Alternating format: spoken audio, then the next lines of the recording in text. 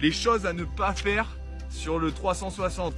Donc quand tu arrives, c'est d'essayer de tirer comme une mule et d'essayer de tourner à tout prix. Là tu vas déchausser, tu vas aller trop vite, du coup ça va déchausser et tu vas te ramasser derrière.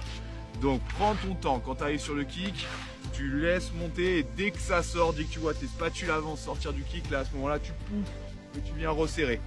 Donc c'est à ce moment-là que tu vas avoir la meilleure rotation, ça va tourner tout seul. Alors que si tu forces dans le kick, tu vas déchausser, tu vas te retrouver par terre et ça, c'est pas bon et ça fait mal.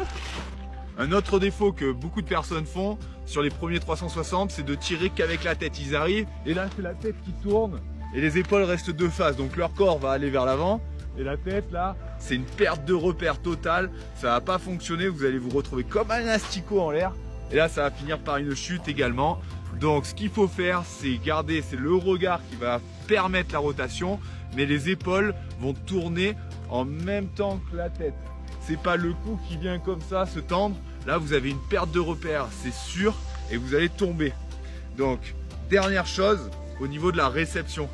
Le mieux quand on tourne, c'est d'avoir la tête légèrement orientée vers le bas. C'est ce qui va permettre déjà de voir où on en est dans la rotation et de bien voir la réception. Comme ça, dès qu'on va plaquer, hop, on vient amortir avec les cuisses. On écarte les jambes pour la réception, on amortit avec les cuisses et ça permet de se stabiliser. Si j'arrive pied serré, je risque de faire une faute de quart. Si je suis un petit peu de travers, ça va me faire une faute de quart et là je vais tomber.